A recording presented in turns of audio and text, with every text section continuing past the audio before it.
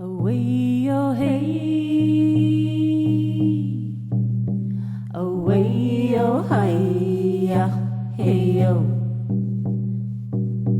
away, oh hey, hey, hey, away, oh hey, hey, hey, hey, away, oh hey, away, oh hey, hey,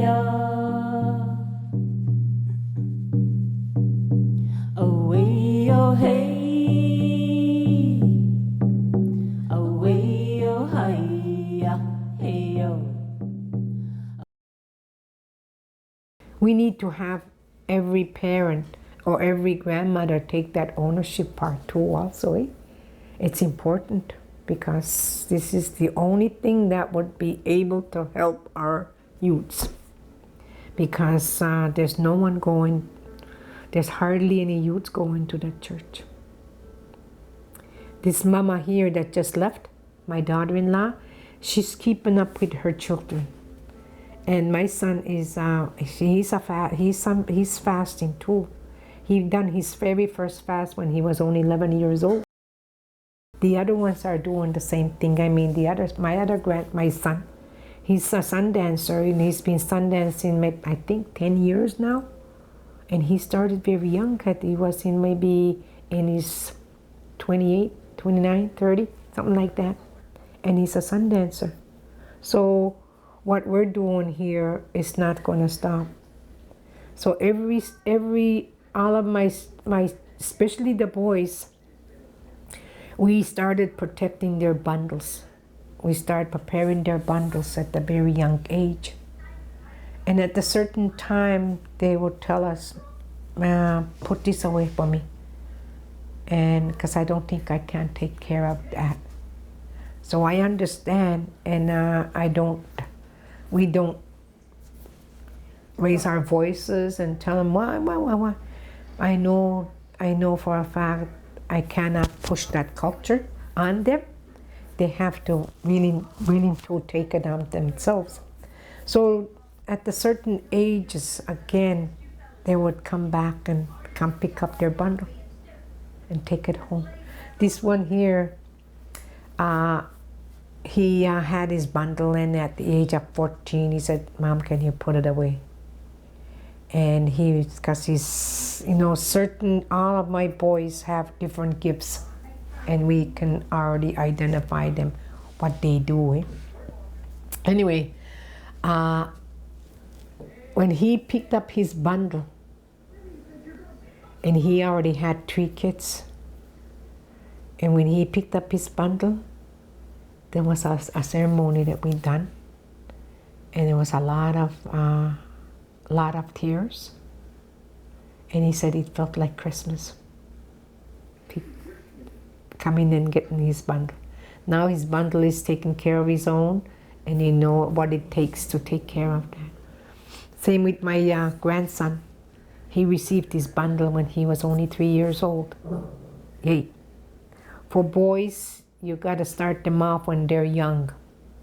At the age of 3, that's when you start bringing their bundles together. And that bundle will grow with that child. And this is how I taught my boys. My girls, I got 2 of them, and I'm one adopted. It doesn't, they're the childbearing, they're bringing life. So it wasn't that really important for them yet, because they're going to be ready when they're ready. But the boys is I don't know why it was so important for me to bring their bundles together. I don't know why, but and with this young grandson, the one that's staying with us, he received his bundle at a very young age. And at a certain time again, he's now 22, his bundle is away, but he's going to pick it up again. I'm not worried. I'm not concerned, because even himself, he knows what it takes, even in the large area. I can depend on him to bring my grandfathers in the sweat lodge. He knows how to handle them because he received that teaching from his grandfather. So most of my sons have received that kind of a teaching. Away, oh hey, away, oh hey,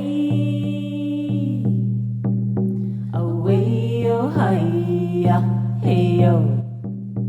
Away, oh hey, hey, Even yesterday, when I came home from the gathering, a car followed me back in, and there was a person. He's from Shediac. He's a non-native person, and he says, "Your name is?" I said, "Yeah. What can I do for you?" He said, "I was sent here." And he brought tobacco. He's looking for some sage. He said, when we moved, I wanted something. There's something missing in our lives. And he said, when I came up here last fall, I bought myself a smudge bowl and some sage. And ever since we started burning that sage in our house, I find that we have a lot of peace. A lot of peace. So he says, I don't know, but somebody sent me here. I said, okay, well, you're in the right place.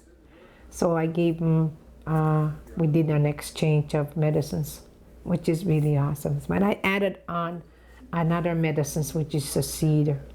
So, he was just so touched. She was very touched because of I gave him freely of that medicines because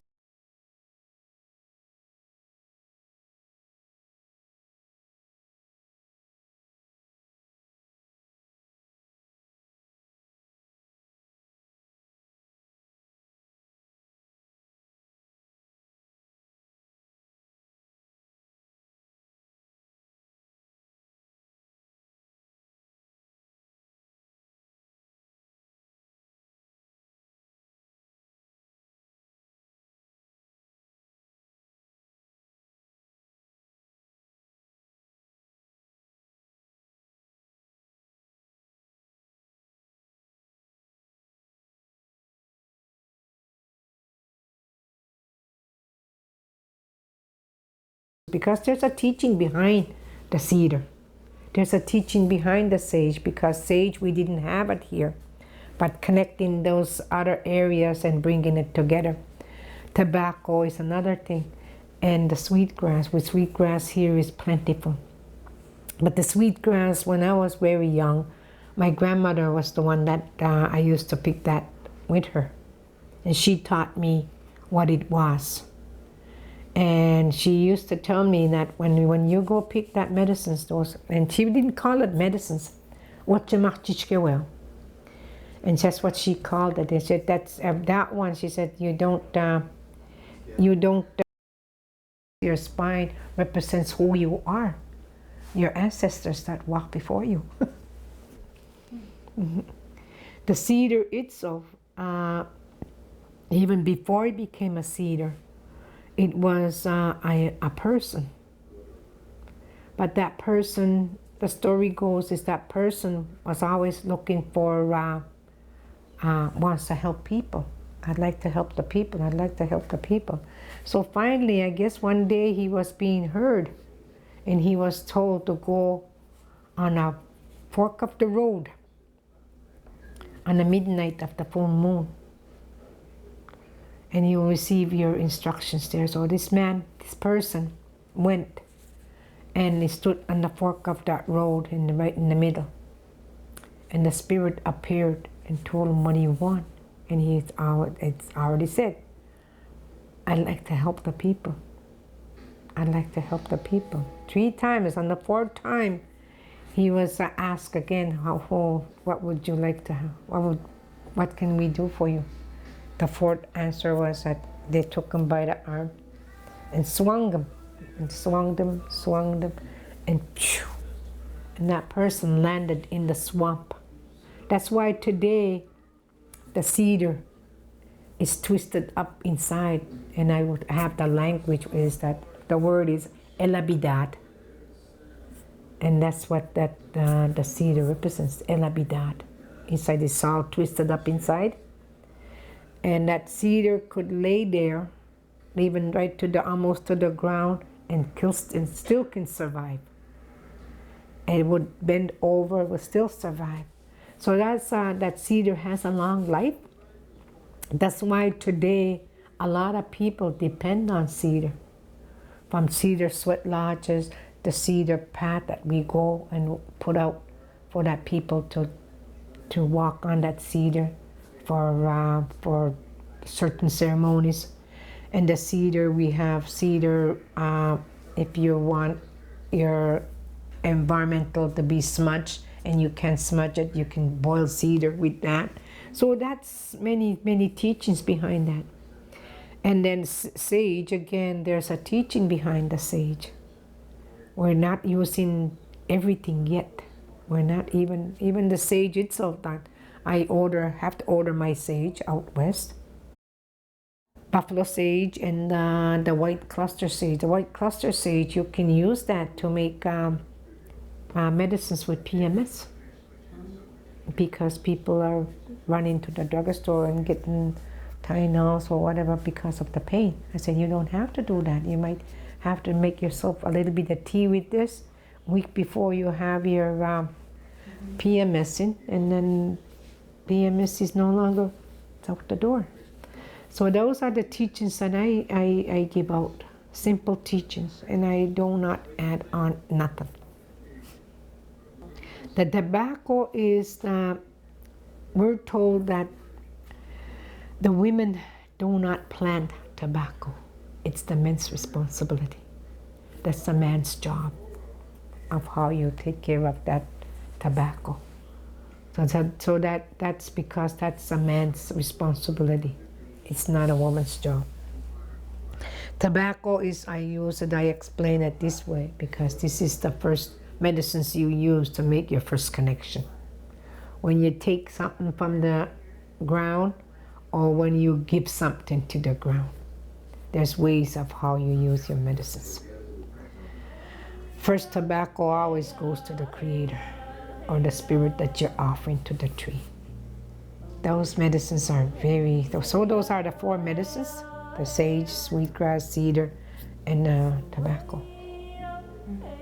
4 sacred medicines. And there's other medicines that will follow you.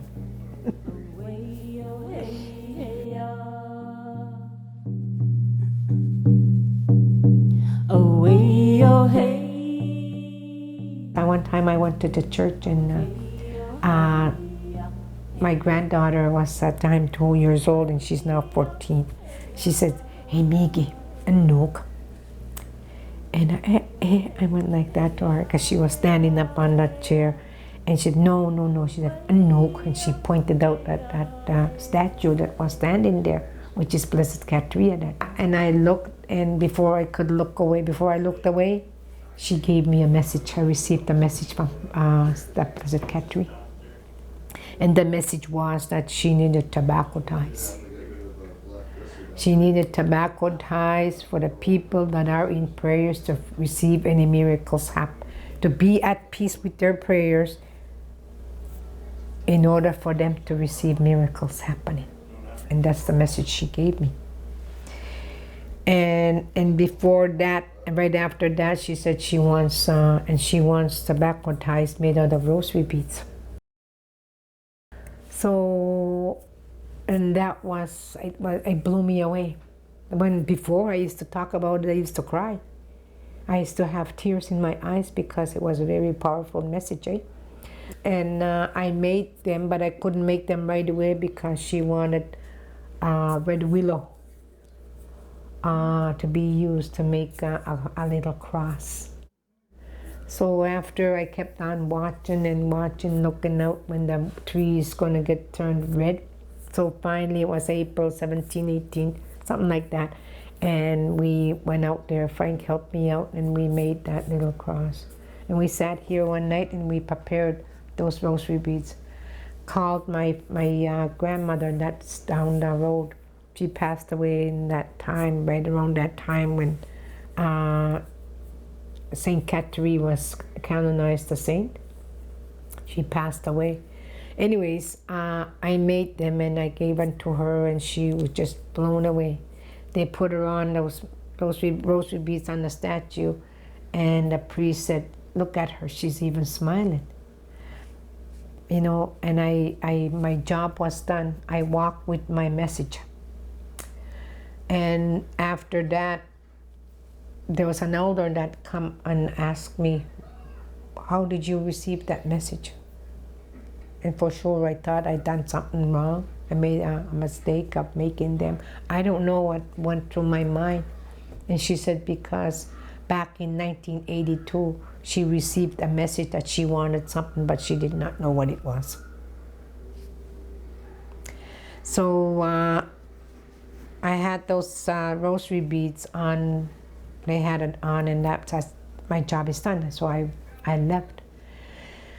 Just before she was canonized a saint, I seen those rosary beads at the church one day. I went there for, I don't know what it was, but they were missing. They were gone. I said, oh, I felt sad.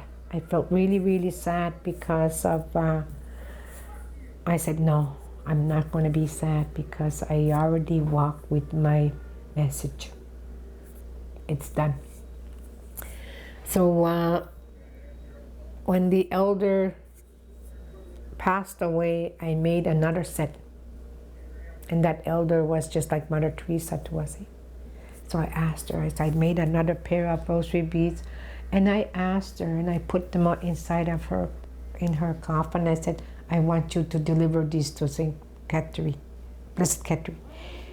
And I said, and just to let her know that we'll always be in prayers, whether in the church or in the sweat lodge. 2 weeks later, that's when Saint Catherine, Blessed Catherine was canonized as saint.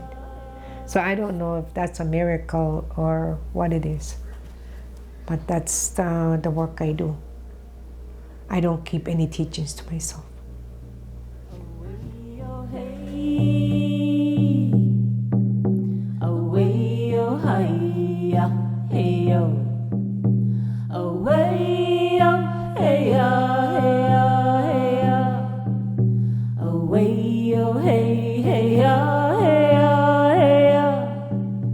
Away.